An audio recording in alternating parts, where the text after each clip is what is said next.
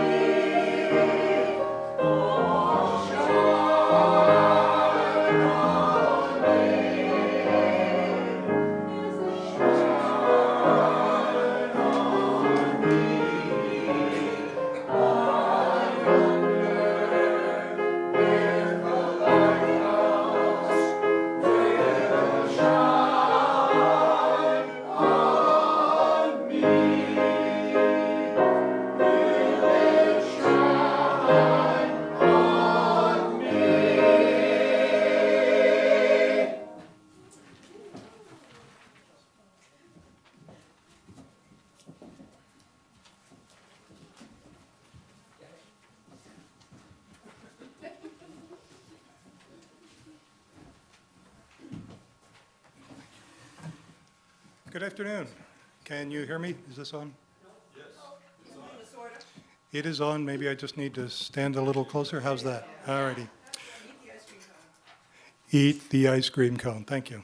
My name is Nils Peterson. I'm on your board of directors with a few announcements before we get started. Our offering again today is for Bayside Housing and Services, which aims to strengthen community through housing advocacy and human services supporting social and economic independence. We've decided that given our size and our frequency of meeting, we will have one community group offering each month, i.e. for 2 services in a month, both collections will be for the same community group to increase our impact. So that's how we're going to operate for the time being. For our August Game and Snacks Day, we're trying something new. On Sunday, August 31st, we're going to move game day to the home of Virginia Nixon and Dan Serbos in Port Ludlow. So bring your favorite snacks and games and see if you can beat Dan at cornhole. That's Sunday, August 31st at 2 p.m. Details are in your community update. Our next Sunday service is going to be on September 7 when we will welcome back Joseph Bednarik to our pulpit, and I don't know yet what he's going to be talking about, so stay tuned. But that sort of marks our getting back to our regular non-summer schedule. So our potluck will follow on the 14th, the following Sunday, in September. Our breakfast club, hosted by Sarah and Karen, continues every Wednesday, 9:30 a.m. at the Bayview Restaurant. Everyone is welcome. Do drop in sometime. The pancakes are good. The pies are even better. And as you can tell from the weather the last couple of days, winter is coming, which is to say fall is coming, which also means our beloved Alps program is launching its fall schedule. This officially drops on September 7. Programming will run from September 19 through the end of the year. A list of Alps offerings as well as a link to sign up will be available on September 7 in the order of service, and the full brochure will be on our website on that day. Also, I wanted to mention we had our little board retreat at Judy and Ron's place last month. Many good ideas came up, were tossed around. As we get into our fall schedule, you should expect to see some of these ideas start to come to fruition, hopefully. So stay tuned for more info and how you can help out as we begin our regular programming in September. Don't forget the jar for CUMC donations located on the same table as our treats. Please make any donations by the end of coffee hour. Almost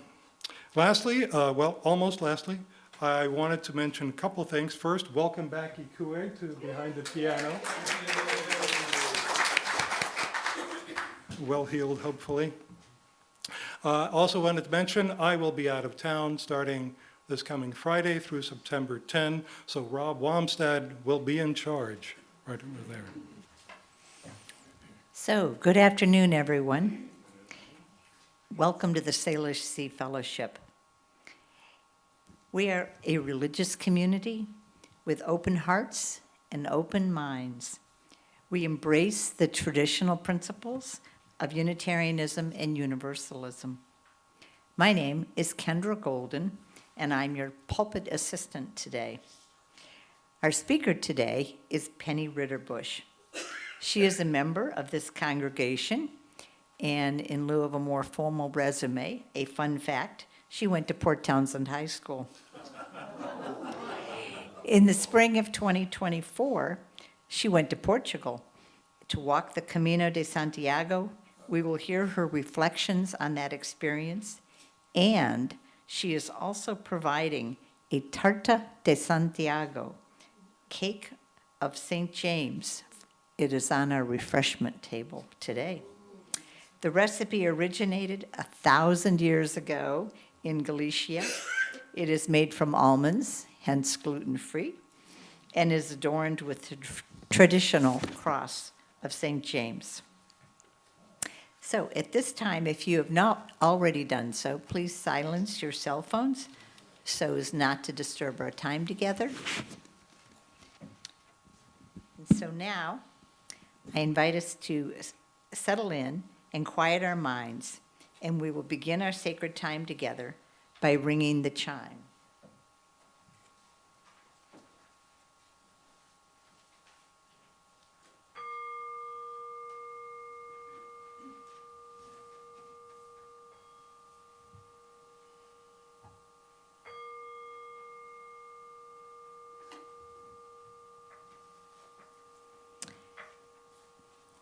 And we are going to light our chalice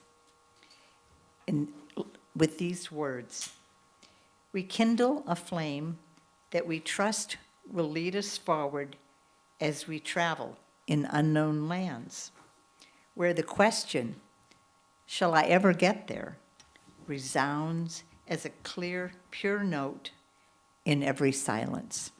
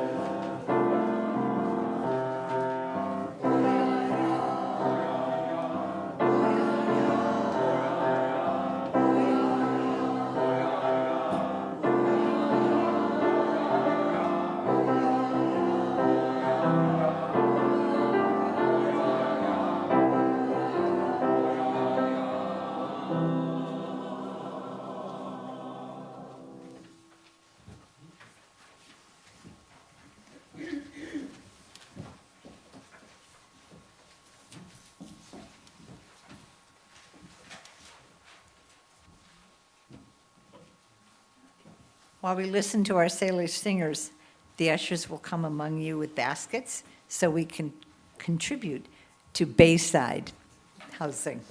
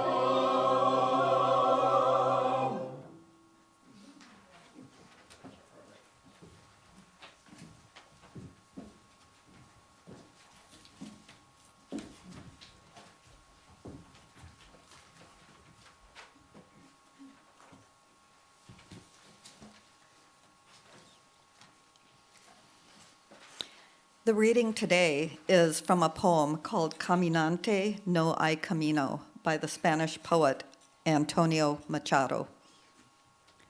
Traveler, your footprints are the only road, nothing else.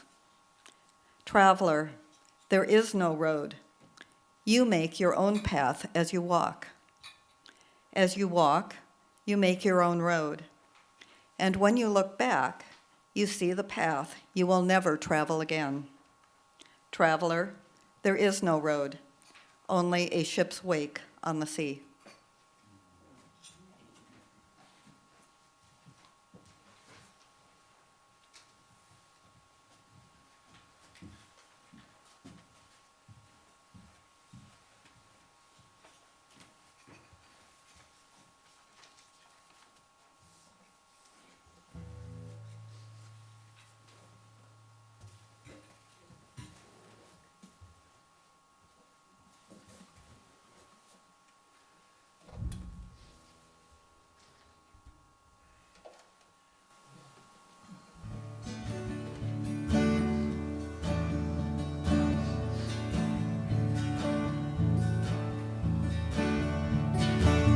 I was a boy each week, on Sunday we would go to church, pay attention to the priest.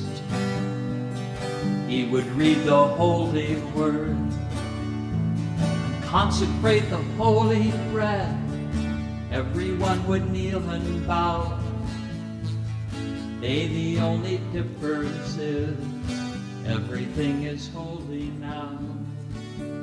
Everything, everything, everything is holy now.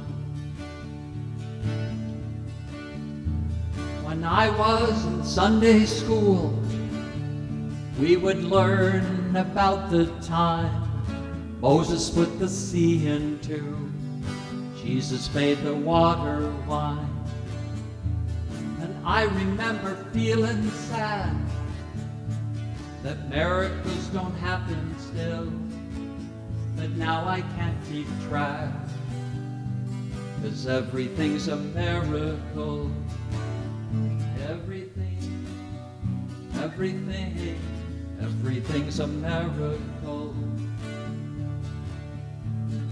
Wine from water is not so small, but an even better magic trick is that anything is here at all. So the challenging thing becomes not to look for miracles, but finding where there isn't one. When holy water was rare at best, it barely wet my fingertips. Now I have to hold my breath, like I'm swimming in the sea of it. It used to be a world half fair, heaven's second rate hand me down, but I'm walking with reverent air, 'cause everything is holy now. Everything, everything, everything is holy now.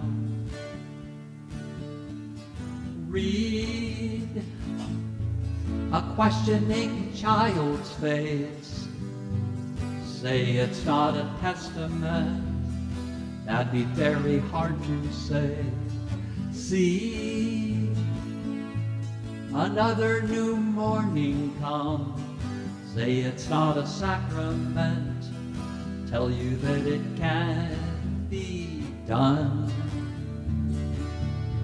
This morning outside I stood, I saw a little red-winged bird shining like a burning bush, singing like a scripture verse. It made me want to bow my head.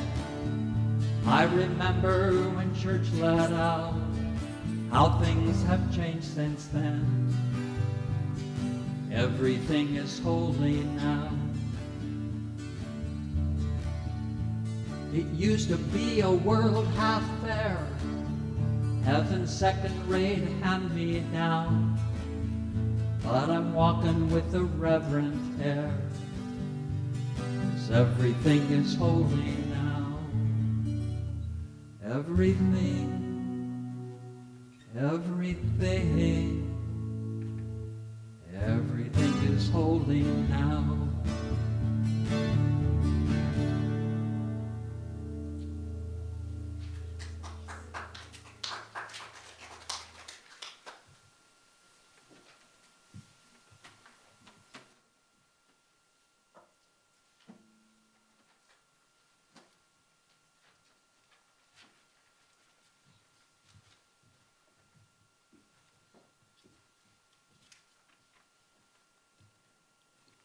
Thank you, Kathleen.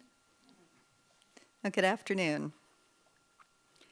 The comedian Stephen Wright says that everywhere is within walking distance, if you have the time. Santiago de Compostela is within walking distance of everywhere. How far you walk to get there depends on where you start. Last year, my niece Renee and I decided to walk the Camino de Santiago, beginning in Porto, Portugal, and ending in Santiago de Compostela in Galicia in northwestern Spain, a distance of 261 kilometers or 162 miles. The Camino de Santiago is an ancient pilgrimage route traveled by seekers, saints, and tourists. I wasn't sure if, for me, this would simply be a long hike or if it really was a pilgrimage. I wasn't even sure what a pilgrimage was. As the miles under my feet progressed, I began wondering why I was doing this at all. My body ached, the balls of my feet were blistered, but somewhere between Porto and Santiago, I began to understand that this wasn't just a hike. It was a sacred kind of walking. I was simply walking. I was present in a way I rarely manage in my daily life. I found myself being judgmental about people who talked on their cell phones while walking, and those who were on large, organized group trips. I felt that they were missing out on an emotional connection with the Camino. But everyone who walks the Camino does so for their own reasons. It was not for me to judge them. They simply experienced the Camino in a different way than I did. Like many journeys, the Camino didn't unfold exactly as we had planned. We didn't finish every mile. Our bodies had other ideas. But even in that disappointment, there was grace. So what distinguishes a pilgrimage from a hike? Both demand endurance. Both can take you through breathtaking landscapes. A hike is often about challenge, scenery, achievement. A pilgrimage is about inner transformation. It's about walking not simply from point A to point B, but from one state of being to another. Pilgrimage invites us to carry our questions, our griefs, our hopes, not to resolve them, but to walk with them. A hike may end at a summit. A pilgrimage ends at an altar, or perhaps it doesn't end at all. On the Camino, you feel this distinction. You feel it in the rhythm of your footsteps, the ache of your shoulders, the conversations with other pilgrims along the path. In the quiet moments when the landscape seems to reflect something back at you. The word pilgrim comes from the Latin peregrine, which means foreigner or wanderer, someone who travels in faith to another place in an experience far from their normal lives. A pilgrimage is about transformation. It's about being present. The Camino de Santiago is a network of the most well-worn pilgrimage routes in the Western world. For over 1,000 years, people have walked these paths toward the cathedral in Santiago de Compostela, which is said to be the resting place of the Apostle James, Saint James, or Santiago in Spanish. James was one of Jesus' closest followers. He was Jesus' cousin and the brother of John. Christian tradition tells us he traveled to Iberia to preach the gospel. After returning to Jerusalem in the year 44 of the Common Era, James was martyred, beheaded by Herod Agrippa, and his followers transported his body by boat back to Galicia, where he was buried in secret. Well, about 9 centuries later, a hermit claimed to have seen strange lights or a field of stars, Campus Stellae, over a forgotten tomb.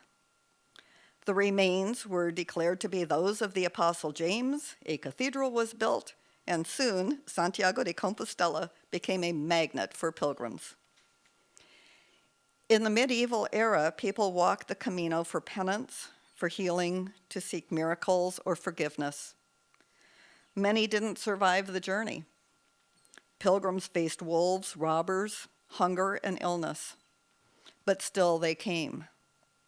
The scallop shell became their symbol. And there's one right down there. Its lines representing the many paths converging at one holy destination.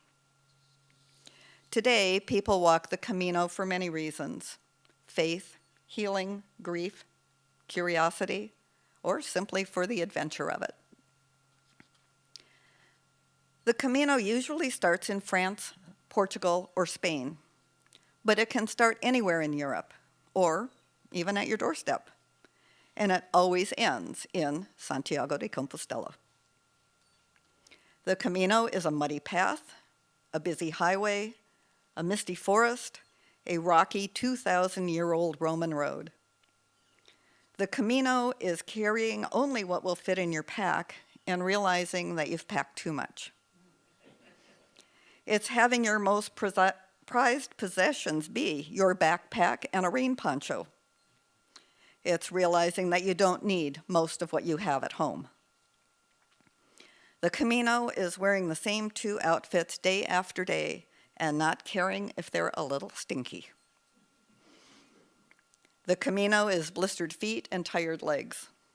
It is gratitude for remembering to bring earplugs for when you sleep in the albergues or hostels. The Camino is peace. In today's hectic world that is constantly bombarding us with chaos, one clear thing is that for a week or 2 or 5, the Camino is a chance to hit pause.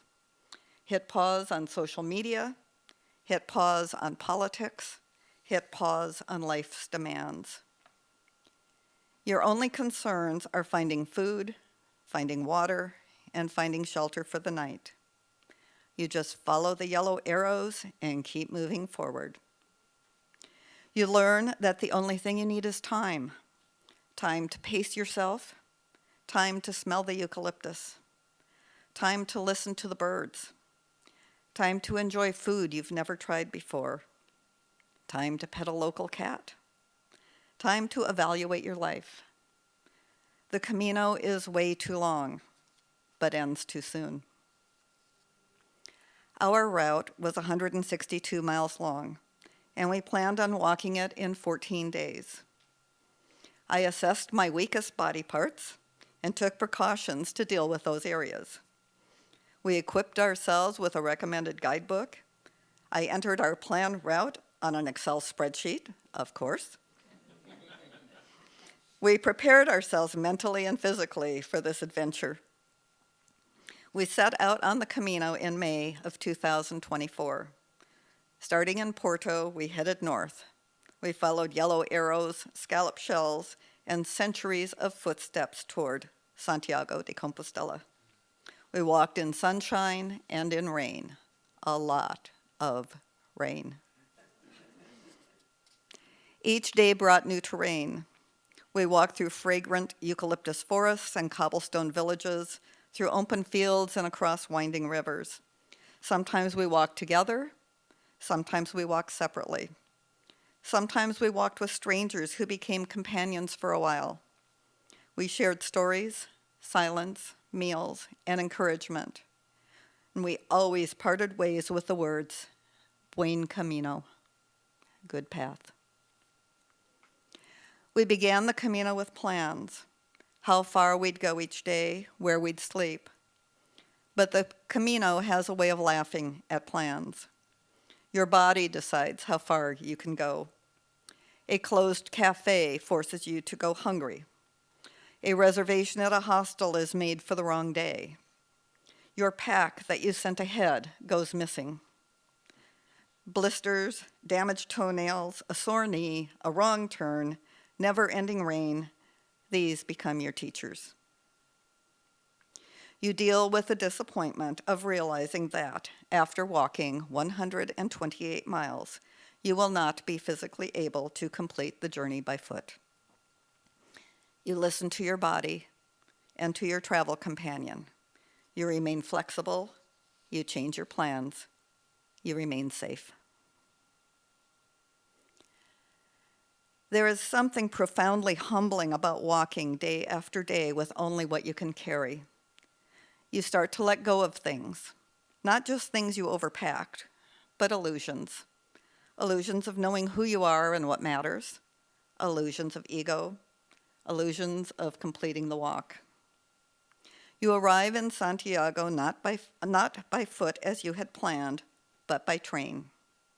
You walk to the cathedral. You attend the pilgrim's mass. You joyfully welcome the other pilgrims as they arrive in the cathedral square. You are happy for them that they have completed their journey. I want to tell you the story of another pilgrim, a man named Phil Volker. In 2014, Vashon Island resident Phil Volker was living with stage 4 cancer. He had seen the movie The Way and became interested in the Camino de Santiago. However, given that he was undergoing regular chemotherapy, the idea of traveling to Spain was a distant dream. But Phil was undaunted by his inability to travel and knew that he had to stay as fit as possible. So he made his own Camino in the forest and pasture behind his house. He would walk his homemade trail, tracing his progress on a map and calculating where he was from one day to the next, following the Camino Frances. Completing the Camino took Phil 6 months and more than 900 laps on his backyard trail. With the help of the guidebook and the map, he imagined where he would be at any particular time, and to help him capture the right atmosphere, he treated himself to Spanish tapas and wine en route. Phil did not walk alone. He invited others to join him as he walked on the path he carved out of his 10-acre plot of land on Vashon Island. During his walk, Phil reconnected with the religion of his youth, and he developed close friendships with the other men who walked with him. Phil used his time walking to think about his life and his health situation. In Phil's words, a Camino can be anywhere you want it to be. Wherever you are, just keep walking. Phil teaches us that the real Camino is our journey through life. It's about how we walk through whatever terrain life has given us. Phil's health eventually stabilized enough for him to travel to Spain and walk the Camino.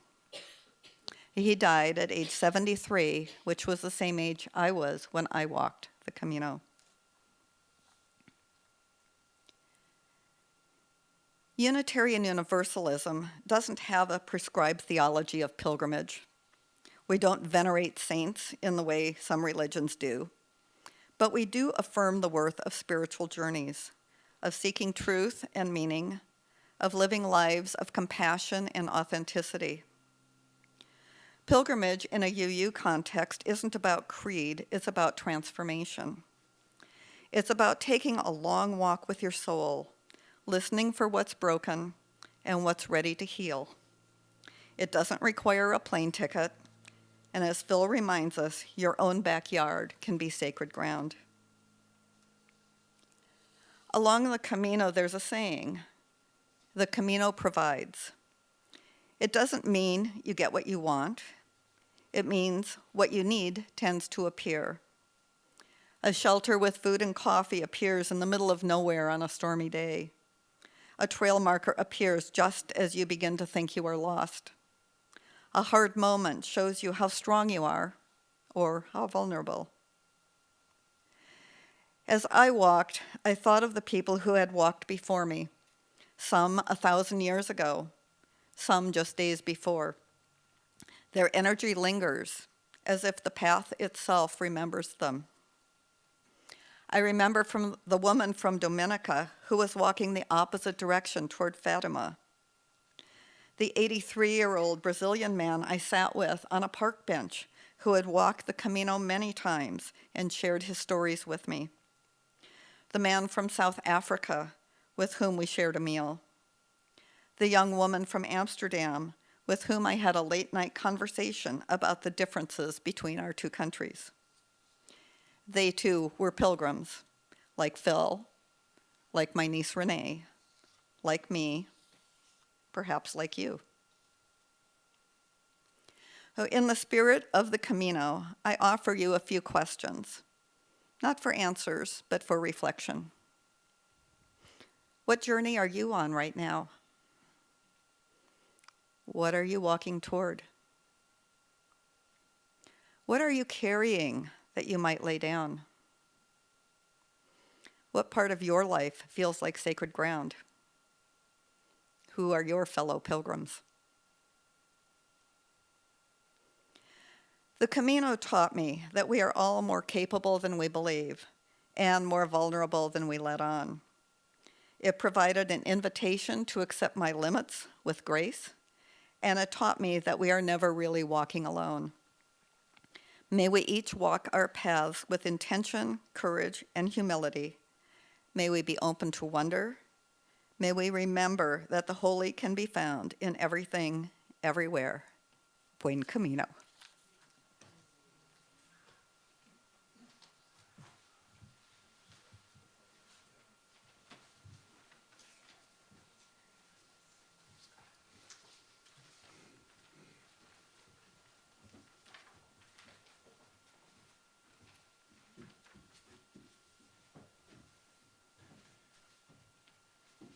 Join us for the closing song.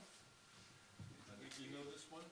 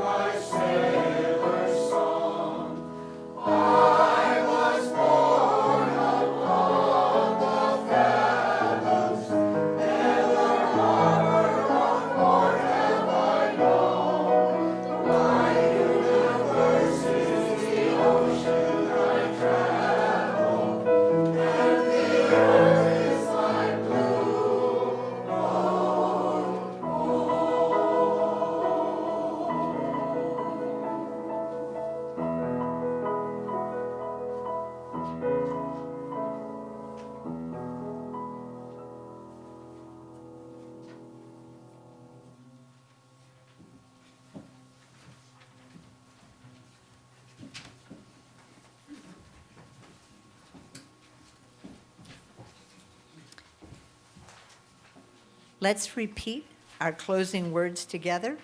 You will find them in your order of service.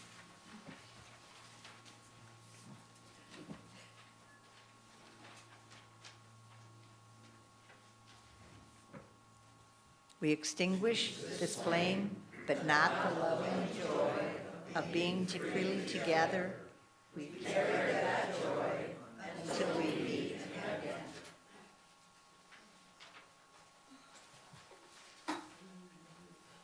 Don't forget the cake.